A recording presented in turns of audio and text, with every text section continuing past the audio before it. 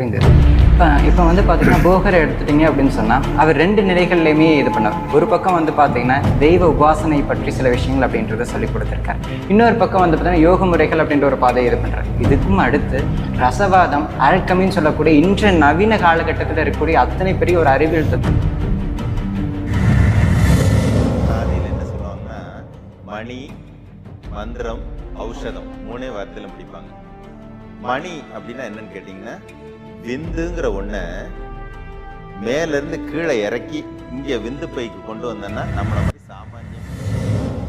அந்த விந்துவை கீழே இறக்காம மேலே கெட்டிப்படுத்தணும்னா அது மணி. அதை என்ன சொல்றாங்கன்னா சிந்தாமணி.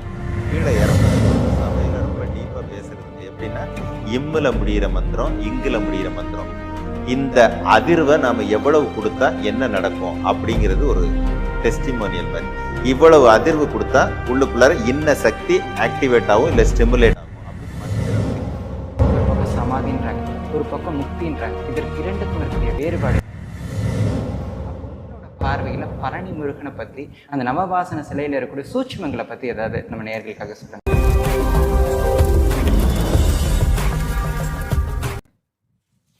என்னையும் ஒருவனாக்கி இருங்கடல் சென்னிகள் வைத்த சேவகா போற்று.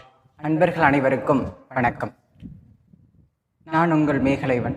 தமிழர்கள் பாரம்பரியம் என்பது பழமையானது, தொன்மையானது. அதையும் கடந்து ஆன்மீகமாகட்டும், அறிவியலாகட்டும், இன்றைக்கு இருக்கக்கூடிய மாடர்னா சொல்லக்கூடிய கெமிஸ்ட்ரி ஓரியன்டான வேதியியல் ஆகட்டும், எல்லா நிலைகளையும் தனக்குன்னு ஒரு அங்கீகாரத்தை, அந்த நிலையை நம்மளுடைய முன்னோர்களாகிய சித்தர் பெருமக்கள் பெற்றிருக்காங்க.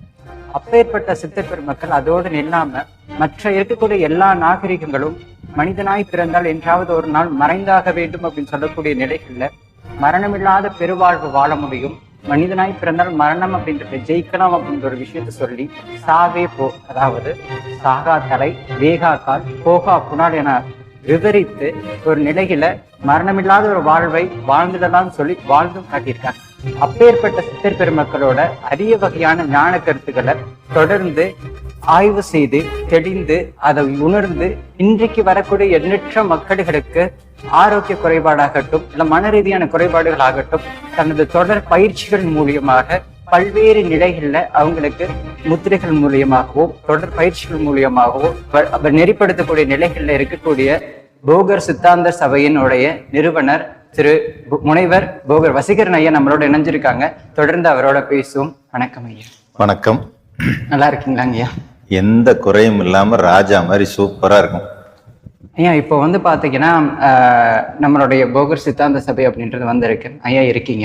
இந்த ஆன்மீக பயணம் அப்படின்றது எல்லாருக்கும் ஒரு மாதிரியான விஷயங்களை தொடங்கும். பல பேர் வந்து பாத்தீங்கன்னா யதார்த்தமா பெற்றோர்களோட வழிகாட்டுதலோட அந்த மாதிரியான நிலைகள்ல வந்திருப்பாங்க. சிலர் வந்து பாத்தீங்கன்னா ஏதாவது ஒரு சூழ்நிலை காலமாக என்ன நமக்கு எங்க போனாலும் ஒரு நிலையான ஒரு இது கிடைக்கல, எங்கதான் தீர்வு கிடைக்கும் அப்படின்னு தேடல் இருக்க போகும்போது ஆன்மீகம் அப்படின்ற ஒரு நிலைக்கு வந்திருப்பாங்க. ஐயாவோட அந்த பயணம் அப்படின்றது, இந்த ஆன்மீக இதுக்குள்ள சித்தர்களோட நாட்டம் அப்படின்றது எப்படி வந்ததுங்கய்யா?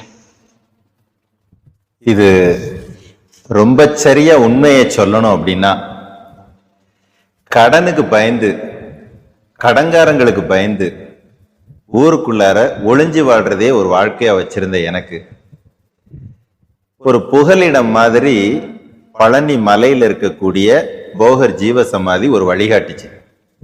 தினப்படி கூலிக்காக அன்னைக்கு பொழுது கடன் அடையுதோ இல்லையோ, தினப்படி என்னுடைய பசி அடங்குனா சரிங்கிறதுக்காக அங்க போனப்ப ஒரு ஓரிரு வருடங்கள் கழிச்சு தான் ஏன் நம்ம இங்க வந்தோம், நம்ம படிச்சது ஒன்னாச்சே, சம்பந்தம் இல்லாம எப்படி பிறந்த ஊர் ஒன்னாச்சே, சம்பந்தம் இல்லாம எப்படி போகர் சமாதியில வந்து நம்ம கனெக்ட் ஆனோம். அப்ப போகர்னா யாரு, சித்தர்கள்னா யாரு அப்படிங்கிறது அப்ப இருந்து, சரியா சொல்லணும்னா 2002 இருந்து, அப்ப இருந்துதான் அந்த தேடல் நமக்கு முதல்ல தொடங்குது. அதுக்கு முன்னாடி ஆன்மீகம் சம்பந்தப்பட்ட, அதுக்கு முன்னால ஆன்மீகம் அப்படின்னா வியாபாரம் தொடர் நஷ்டம், வியாபாரம் தொடர் நஷ்டம், அவ்வப்போது கோயில்களுக்கு போறது, எல்லாரும் செய்யக்கூடிய பரிகாரம், எல்லாரும் செய்யக்கூடிய வழிபாடுகள், இப்படித்தான் வாழ்க்கை போய்கிட்டு இருந்துச்சு. சரிங்க. இப்போ அப்படி இருந்தா கூடயுமே ஒரு ஆன்மீக நிலைகள்ல நம்ம தினந்தோறும் போய் எல்லாருமே வழக்கமா சாமி கும்பிடுறோம், எல்லாரும் போய் கஷ்டத்தை சொல்றோம். ஏதாவது ஒரு நிகழ்வு நம்ம அந்த ஈர்ப்பை ஏற்படுத்தியிருக்கணும், அப்பதான் அந்த ஆத்மா உள்ள போகக்கூடிய ஒரு நிலை வந்துடும். உங்களுக்கு அந்த ஈர்ப்பு எப்படி வந்ததுங்க? அந்த முதல் அனுபவம் எப்படின்னு பத்தி சொல்ல முடியுமா? பொதுவா எனக்கு எப்பயுமே என்னன்னு கேட்டீங்கன்னா, தொழில் சார்ந்த இடங்களிலும் சரி, குடும்பம் சார்ந்த இடங்களிலும் சரி, ஆன்மீகத்துல இருந்தாலும் சரி, எல்லாரும் பார்க்கறத தாண்டி அடுத்த பக்கத்தை பார்க்கணும்னு எனக்கு ரொம்ப சின்ன வயசுல இருந்தே ஒரு ஆர்வம் உண்டு. மலைக்கோயில்ல அது மாதிரி ஒரு நாள் எனக்கு அப்படி ஒரு யோசனை வருது. எதுக்காக இத்தனை உலகத்துல இவ்வளவு இடங்கள் இருந்தாலும் போகர் சமாதியில நாம ஒரு சேவைக்கு வந்திருக்கணும் அப்படிங்கிற நோக்கம் வரும்போது, அப்ப போகர்னா யாரு, அவர் எப்படி சமாதியானாரு, இந்த சமாதினா இதுதானா, இங்க இருந்து அந்த குகை அங்க போகுதா, அவர் எப்ப சமாதி ஆயிருக்கணும், சமாதினா என்னவா இருக்கும் அப்படிங்கிற தேடல் வருது. அப்போல்லாம் எனக்கு இந்த கடன் விரக்தி மனநிலையில கோபம் கொஞ்சம் அதிகமா இருக்கும். அது மாதிரி மலைக்கோயில்ல நிறைய கூட்டத்துல ஒரு அம்மா வர்றாங்க. அந்த அம்மாட்ட டக்குன்னு போங்கம்மா, என்ன பேய பார்த்த மாதிரி இப்படி நின்றுட்டு இருக்கீங்க, கிளம்புங்க, பின்னாடி இருக்கும், வர வேண்டாமா அப்படின்னு கோபமா சொல்றேன். அந்த அம்மா ஒண்ணுமே சொல்லாம அமைதியா தலை குனிஞ்சு போயிட்டாங்க. போனதுக்கு அப்புறம் எனக்கு ஒரு யோசனை வருது, ரொம்ப கடுமையா பேசிட்டோமோ, ரொம்ப கஷ்டப்பட்டு போயிட்டாங்களேங்கிற ஒரு சிந்தனை வருது. அப்ப அவங்க போயிட்டு கொஞ்ச நேரம் கழிச்சு திரும்ப லைன்ல வர்றாங்க. அதை பார்த்த உடனே எனக்கு என்ன தோணுது, சரி நமக்கு இறைவனா பார்த்து இன்னொரு வாய்ப்பு கொடுக்குறாரு, நம்ம அவங்ககிட்ட சாரி கேட்போம் அப்படின்னு சொல்லிட்டு அவங்க கிட்ட என்ன பண்றேன், மன்னிச்சுக்கங்கம்மா, நான் கொஞ்சம் கடுமையா சொன்ன மாதிரி இருந்துச்சு அப்படின்னு சொல்லி சொன்னேன். அப்ப அந்த அம்மா என்ன சொன்னாங்க, எல்லாம் அவன் பார்த்துப்பான் அப்படின்னாங்க. அந்த வார்த்தை எனக்கு ரொம்ப என்னை மனசை காயப்படுத்திருச்சு. ஐயோ, இவங்க திட்டியிருந்தா கூட பரவாயில்ல, அட்வைஸ் பண்ணியிருந்தா கூட பரவாயில்ல, அவன் பார்த்துப்பான்னு சொல்லிட்டாங்களேங்கிற வார்த்தை. அப்ப நான் என்ன பண்றேன், போகர் பெருமான்கிட்ட மானசீகமா பேசுறேன். எப்படின்னா, இனிமேல் நான் கோபப்படக்கூடாது என் லைஃப்ல, இனிமே நான் கோபப்பட மாட்டேன், இனிமே நான் கோபப்பட மாட்டேன், இனிமே நான் கோபப்பட மாட்டேன் அப்படின்னு சொல்லி ஸ்டார்ட் பண்றேன். சொல்லிட்டு என்ன பண்ணுவேன்னா, சும்மா இருக்கிறது இல்ல, மலைக்கோயில்ல வெளிப்பிரகாரத்துல அந்த பிரகாரத்தை 3 முறை சுத்தும் போது தலை குறிஞ்சபடி, இனி நான் கோபப்பட மாட்டேன், இம்போசிஷன் எழுதின மாதிரி, இனி நான் கோபப்பட மாட்டேன், இனி நான் கோபப்பட மாட்டேன்னு சொல்லிக்கிட்டே சுத்தி வந்தேன். ஒரு 6 மாசம் இருக்கும். அது மாறிக்கிச்சு, கோபம் நல்லா மாறிக்கிச்சு. அப்போ ஒரு நாள் மலைக்கோயில்ல போகர் ஜீவசமாதி வளாகத்துல நான் அமைதியா இருக்கும்போது உச்சிக்கால பூஜை முடிஞ்சு கேட் எல்லாம் திறந்து விட்டு, ஏன்னா மலைக்கோயில்ல பாத்தீங்க அப்படின்னா பூஜை டைம்ல கேட் எல்லாம் லாக் பண்ணிருப்பாங்க. பழனி மலைக்கோயில்ல அப்போ கேட் எல்லாம் லாக் பண்ணிருப்பாங்க, யாருமே தரிசனம் முடிஞ்சு வெளியில வரமாட்டாங்க. அந்த டைம்ல நான் கோவில்ல அந்த விளக்குகளை எல்லாம் சரி பண்ணி அந்த இடத்த தொடச்சி இந்த வேலையை செஞ்சிட்டு இருக்கிறேன். அப்போ கோவிலுக்கு உள்ள போகர் சமாதிக்குள்ளார யாரோ உள்ள நுழையிறாங்க. ஏதோ புரியாத பாஷையில பேசிட்டு இருக்கிற சத்தம் எனக்கு கேக்குது. அப்ப நான் நினைக்கிறேன், யாரோ உள்ள வர்றாங்க அப்படின்னு நினைச்சு நிக்கிறேன். ஒரு கட்டத்துல அவர் உள்ள வர்றாரு. வரும்போது பாத்தீங்கன்னா அவர் ஆள் எப்படி இருக்கிறாருன்னா, வெள்ளை சட்டை வெள்ளை வேட்டி, சாதாரணமான நிலையில, நரைச்ச முடி நரைச்ச தாடி, கையில ஒரு பை ஒண்ணு வச்சிருக்கிறாரு. நான் அவர் வந்தோடனே வழக்கமா விபூதி கொடுக்குற மாதிரி கொடுக்குறேன். அப்ப அவர் சொல்றாரு, தம்பி நான் ரொம்ப தூரத்துல இருந்து வர்றேன், மாடு கண்ணு தோட்டம் துறவெல்லாம் இருக்குது, கொஞ்சம் சேர்த்து தர முடியுமான்னு கேட்கிறாரு. அதுக்கு நீ தர்றேன் அப்படின்னு சொல்றேன். அப்ப நான் கொஞ்சம் சேர்த்தி கொடுக்குறேன். கண்ணு கோச்சிக்க கூடாது, மடிச்சு குடிக்க முடியுமான்னு கேட்கிறேன். இதுல என்னங்க கோபம் இருக்கு, கொண்டாங்க மடிச்சு தர்றேன்னு சொல்றேன். மடிச்சு கொடுத்தோடனே அவர் வாங்கி வச்சுக்கிட்டு சொல்றாரு, பரவாயில்லையே, அப்படியே எல்லாத்தையும் கண்ட்ரோல் பண்ணிட்ட போல இருக்கே அப்படின்னு சொல்றாரு. எனக்கு அது புரியல. அப்போ சரி, நீ எனக்கு நான் கேட்டதெல்லாம் செஞ்சில்ல, இப்ப நான் உனக்கு ஒண்ணு கொடுக்குறேன் வச்சுக்கோ அப்படிங்கிறாரு. கொடுங்கயா அப்படிங்கிறேன். திராட்சை பழம் கிரேப்ஸ் ஒரு கொத்து கொடுத்து இதை நீ சாப்பிடு அப்படிங்கிறாரு. அப்ப நான் சொல்றேன், கொடுங்கயா சாப்பிடுவேன், எனக்கு போகரே கொடுத்த மாதிரி கொடுங்க, நான் சாப்பிட்றேன் அப்படின்னு. இதே மாதிரி எப்பவுமே இருக்கணும் அப்படின்னு சொல்லிட்டு என்ன பண்றாரு, நான் உனக்கு ஒரு 3 விஷயம் சொல்லுவேன், அதை என்னைக்குமே வாழ்க்கையில மறக்க கூடாது அப்படின்னு சொல்லிட்டு முதல்ல விதை போடுறாரு மனசுக்கு. எப்பவும் யாருகிட்டையும் எந்த ஜீவன்கிட்டையும் கோபப்பட மாட்டேன், பேராசைப்பட மாட்டேன், தன்னை உணர பழகுவேன், இந்த 3ஐ எப்பயுமே மறக்காத அப்படின்னு சொல்லிட்டு போயிட்டாரு.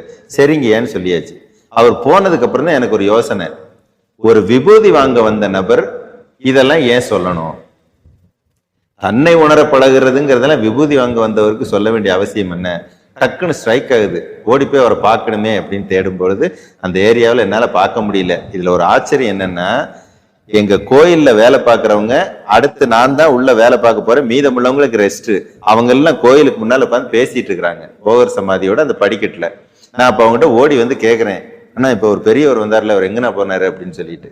அப்ப அவங்க எல்லாரும் சொன்னாங்க, இன்னும் கதவே திறக்கல, அதுக்குள்ள எந்த பெரியவர் வந்தாரு அப்படின்னு சொல்லி கேட்டாங்க. நான் அதுக்கு மேல திரும்பி இல்ல இப்பதான் வந்தாரு போனாருன்னு எதுவுமே சொல்லாம அப்படியே நிறுத்திட்டேன். என்ன கனவுன வேண்டியா அப்படின்னு சொல்லி கேட்டாங்க.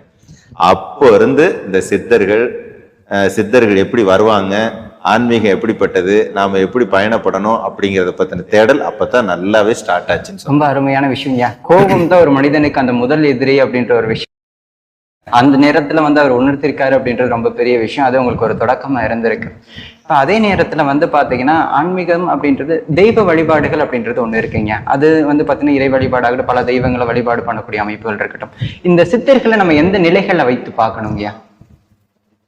அதாவது சித்தர்கள் அப்படின்னா பேசிக்கா அவங்களுக்கு ஒரு கான்செப்ட் ஒண்ணு இருக்கும். அது என்னன்னு கேட்டீங்கன்னா, அண்டத்துல என்ன இருக்கோ அது அப்படியே பிண்டத்துல இருக்குதுன்னு சொல்லக்கூடியவங்க. இந்த தத்துவத்தை உலகத்துக்கு முதல்ல இன்ட்ரடியூஸ் பண்ணதே அவங்கதான். இப்ப நமக்கு கோவில்கள், வழிபாடு, அர்ச்சனை, பூஜை இந்த மாதிரி சொல்லி கொடுத்திருப்பாங்க. சித்தர்கள் என்ன சொல்றாங்கன்னா, கோவிலாவது எதடா, குளங்களாவது எதடா, கோவிலும் குளங்களும் கும்பிடும் குலாமரே. அதாவது கோயிலோ குளங்களோ வெளியிலே தேடாதடா, அப்படி கும்பிட்டு இருக்கிற முட்டா பயிர்களா ஒரு நிமிஷம் திரும்பி அங்க என்னவெல்லாம் செய்யறாங்களோ அதை அப்படியே இங்க அப்ளை பண்ணு, இங்க புரிஞ்சுக்கோன்னு சொல்றதுக்கு தான் சித்தர்கள் மார்க்கும்.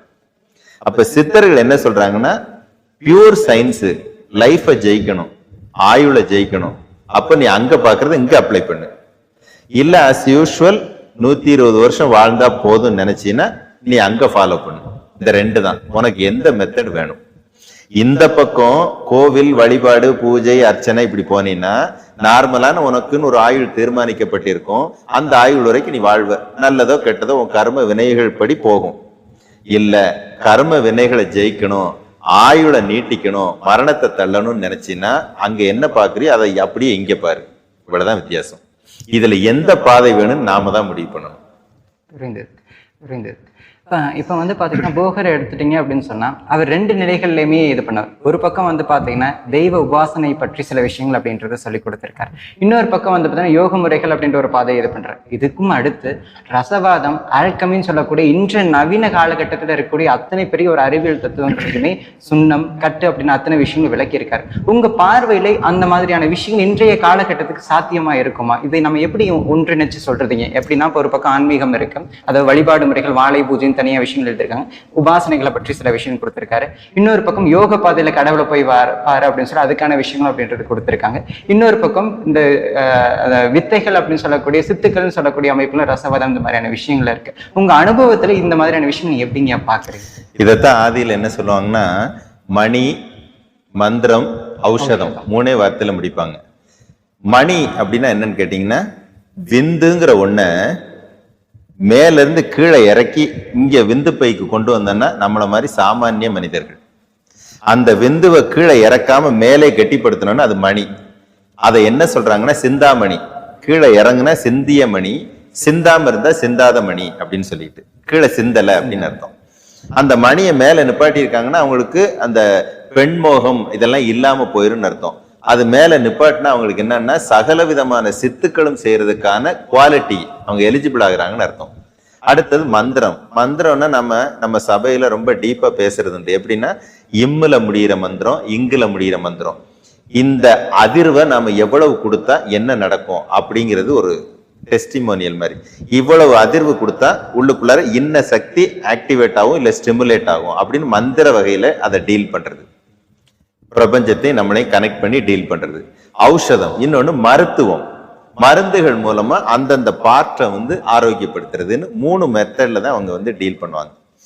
இதுல போகர் பெருமான் ஆரம்பத்துல போகர் பெருமான் மட்டுமல்ல எல்லா சித்தர்களுமே எல்லாத்தையும் சொல்லி வச்சிருந்தா அதுல எதுவுமே பொய் கிடையாது. அதுல எதுவுமே இந்த காலம் அந்த காலத்துக்கு தகுந்ததுலாம் கிடையாது. எல்லா காலத்துக்கும். என்ன காரணம்னா, இப்போ காத்து இருக்கு. சித்தர்கள் வாழ்ந்துகிட்டு இருந்த அந்த காலத்திலையும் சரி, மன்னர்கள் ராஜாக்கள் வாழ்ந்துகிட்டு இருந்த அந்த காலத்திலையும் சரி, இந்த காலத்திலையும் சரி, சுவாசிக்கன்னா காத்துங்கிறது பொதுவானது. கண்டிப்பா அதை மாத்த முடியுமா? அப்போ அதே போலதான் இந்த டெக்னாலஜிங்கிறதும் அப்பயும் சரி இப்பயும் சரி ஒண்ணுதான். ஒரு சின்ன ஒரு அழகான எடுத்துக்காட்டு, கொஞ்சம் அபூர்வமான எடுத்துக்காட்டு சொல்றேன். புராணங்கள் எல்லாம் பாத்தீங்க அப்படின்னா சிவபெருமானை நோக்கி கடுமையாக தவம் இருந்தால் சிவபெருமான் அஸ்திரம் நமக்கு கிஃப்டா கொடுப்பாரு தவத்தின் அடிப்படையிலன்னு சொல்லி புராணம் சொல்லும். அதுல ரொம்ப ஹையரண்ட ஒரு வெப்பன் சொல்லுவாங்க, பாசுபதாஸ்திரம் அப்படின்னு சொல்லிட்டு. எனக்கு தெரிஞ்சு சிவபெருமான்கிட்ட இருந்து அர்ஜுனன் அந்த மாதிரி ஒரு விரல் விட்டு எண்ணக்கூடிய ஒரு சிலர் பெற்றதாகத்தான் வரலாறு உண்டு. இந்த பாசுபதாஸ்திரத்தினுடைய வேலை என்ன அப்படின்னு கேட்டீங்கன்னா, என்ன நோக்கத்திற்காக பிரயோகம் செய்யறோமோ அந்த நோக்கத்தை நிறைவேற்றாம திரும்ப வராது, நிறைவேற்றிட்டு நம்ம கிட்டே திரும்ப வரும் அப்படிங்கிறது அதோட அர்த்தம். இப்ப அந்த வெப்பன் எங்க போச்சு அப்படின்னா, இவங்க சொன்னதெல்லாம் வேற ஒண்ணும் இல்ல. பசு பதம் அப்படின்னா, பசுங்கிறது சித்தர் முறையில தனஞ்சயன் என்ற ஒரு காற்றுக்கு இன்னொரு பெயர், இறைவன் என்ற ஒண்ணுக்கு இன்னொரு பெயர் பசு. பதம்னா திருவடி அப்படின்னு சொல்லலாம், பதம்னா தன்மை, பதமாக வெந்திருக்கு சோறு அப்படின்னு சொல்லி. அந்த பசுவை பதமாக உபயோகப்படுத்தக்கூடிய முறையறிந்து உபயோகப்படுத்தினா இங்கே இருந்து எந்த இலக்கிலும் நம்ம நினைச்சதை அட்டாக் பண்ணிக்க முடியுங்கிறது அதனுடைய அர்த்தம். இப்போ எல்லாரும் அதை வெப்பன், ஒரு அம்பு மாதிரி இருக்கும், திரிசூலம் மாதிரி இருக்கும், இல்ல அருவா மாதிரி இருக்குன்னு யோசிச்சுட்டு இருக்கிறப்ப அது ஒரு காற்றை உபயோகப்படுத்தி பிரயோகம் என்ற மெத்தடு அப்படிங்கிறது எல்லாருக்கும் தெரியாத ஒரு ரொம்ப புதுமையான விஷயம், புதுமையான விஷயமா. இப்ப காத்து அப்படின்னா இன்னைக்கு இருக்கா இல்லையா? கண்டிப்பா இருக்கு. அப்ப பயன்படுத்துறதுக்கு நமக்கு தெரியணுங்கிறது மட்டும்தான் இங்க விஷயம். தெரிஞ்சா அவங்க பயன்படுத்தின அத்தனை வித்தைகளும் இன்னைக்கு சாத்தியம், எல்லாருக்கும் சாத்தியம்ங்கிறதா ஒண்ணு. அப்ப அத்தனை அஸ்திரங்களையும் நம்ம காற்றா உருவகப்படுத்தி பார்க்கணும்னு சொல்ல வரீங்களா? காற்றா உருவகப்படுத்தி பார்க்கணும்னு மட்டும் சொல்லல, காற்றையும் சேர்த்து. ஒரு பக்கம் சமாதின்றாங்க, ஒரு பக்கம் முக்தின்றாங்க. இதற்கு இரண்டுக்கும் இருக்கிற வேறுபாடு. பழனி முருகனை நம்ம தொடாம இது பண்ண முடியாது. அப்படி இருக்கும்போது இந்த பழனி ஆண்டவரோட நவபாசன சிலைகளை பத்தி ஒவ்வொருத்தவங்களுக்கும் ஒவ்வொரு பார்வை இருக்கும். அது மருத்துவ குணம் நிறைந்தது அப்படின்னு இருக்கும். நம்ம எல்லா விஷயத்திலயும் ஒரு புதுமையான ஒரு சில விஷயங்களை நீங்க சொல்லிக் கொடுக்கக்கூடிய நபர். அப்போ உங்களோட